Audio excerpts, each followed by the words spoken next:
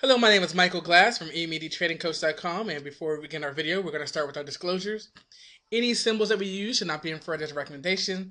All forms of investing, stocks, forex, futures, options have a level of risk associated with them. You can lose your money. You want to make sure that risk is suitable for who you are as a trader. Any backtesting we do is just to show the potential of a strategy. Future results are not guaranteed, and any investment decision you make is solely your own responsibility. Trade at your own risk. So we want to go ahead and talk about our futures technical analysis trading plan for November 13th, 2010. As we look past at the week that just was, we had all three of our major indices fall for the week. Still up for the year, but we did have a fall towards the end of the week. Some of the key events, well, the S&P fell 2% this week, although both the Dow and the S&P are above some key psychological levels. 9 out of 10 of the major sectors fell this week, with the biggest one being financials for the S&P 500.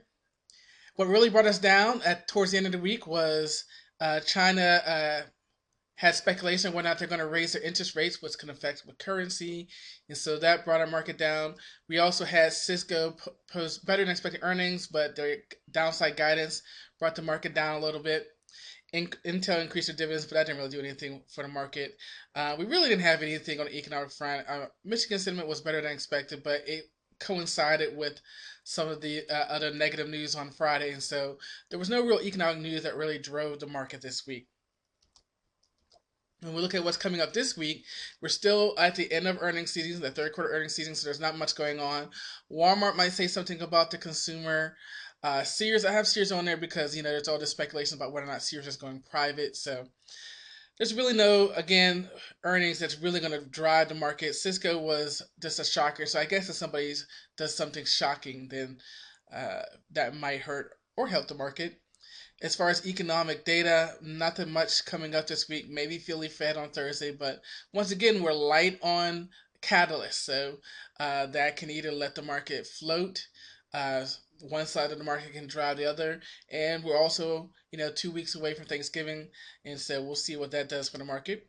When we look at our key technical analysis points, resistance, we're going to look at the April swing high. We got just above it last week, and now we're back below it. So it's going to basically, it's been tested. So now it's resistance. Our support is going to be the May 12th swing high, and also the 20 exponential moving average. The 200 simple moving average on the weekly chart, and also the 20 exponential moving average on a daily chart are acting as support. And we still want to watch this 1274 if we get back above that April swing high. So let's go ahead and pull up the charts and take a look. Before we get to the charts, I want to see two quick things. Our website, emini-trading-coach.com, at the bottom, there's a participate button, and that takes you to our Ustream free 1-hour coaching session every Sunday at 7 p.m.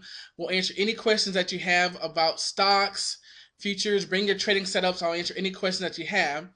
And since we're kicking that back off, we're also unveiling a free 5-part video course. So come to our website and go to our blog, and you can see right here at the top is our free 5-part video course. It's all about developing your first high probability trading setup. All the videos are free. You have to sign in. Okay, so here we are looking at the daily chart of the S&P 500, and you can see our nice move higher. Our red dashed line is the April swing high price level. Our yellow dashed line is the May swing highs support level, and then we have our previous consolidation range at 1130ish. So what we can see, and let's go ahead and blow it up a little bit better so you guys can see over here. And we can see that we came up close just above that April swing high, but we have failed, and you can see the end of the week fall. And so April swing high is going to be our resistance level. You can see it's around 1220. And you can see that our 20 moving average held up as support on the daily chart. That actually matches up with the wick here. So that works out fine. When we switch over to our indicators on the daily, we can see we're still in the over bot range of the MACD. RSI has come back down. Stochastics with SOAP has come back down. So a potential a little bit more pullback may come into play. We'll see. but we are still a bit overbought, just a tad. When it comes to the weekly chart, you can see that once resistance is 200 moving average. Now over here is holding up as support, so that's good. Our weekly charts are kind of conflicting. MACD is heading up while RSI and stochastics are heading down, so they're in conflict. And our monthly charts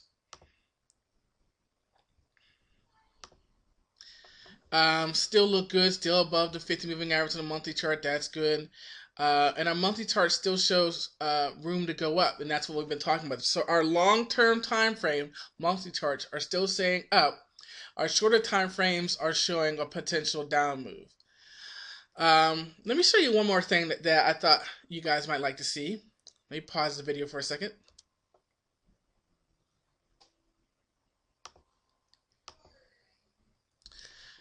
What you can see here, this is the index of the S&P, the spider.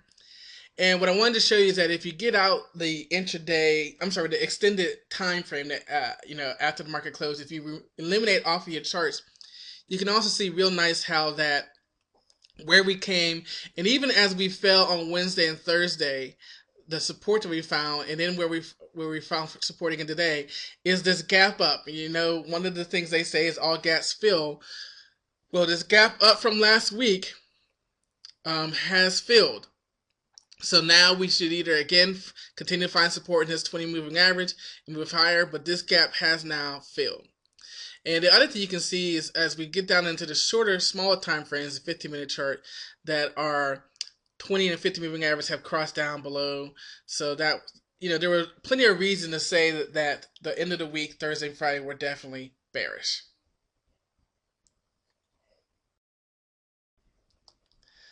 Moving on to the education portion of our video, I got some emails about this section, the expectancy and what it is.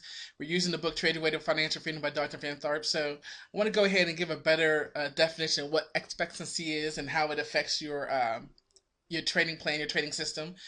And basically, it's the total amount of losing trades minus your total amount of winning trades, or vice versa. How many winning trades you have minus how many losing trades you have. If you have more losing trades, then your expectancy is to lose. If you have more winning trades, then your expectancy is to win. However, what's also important in that is the dollar amount. In our example here, if you have 99 losing trades and only one winner, well, certainly you would have a negative expectancy. However, if you're only losing $1 on the 99 and yet you make $500 on the winner, even though you have 99% of your trades losers, you have a positive expectancy because out of 100 trades you made or netted $401. And let's just go ahead and throw in a dollar per trade. You netted $300 after commission. So even though you have a 1% profitability, your expectancy is positive because the total amount of trades ended with a positive amount. Now, what you need to take into factor there is A, do you want a 1% profitability strategy?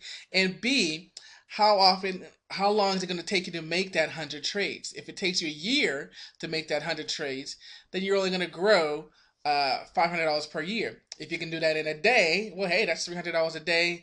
Maybe. There's still some other things you want to take a look at.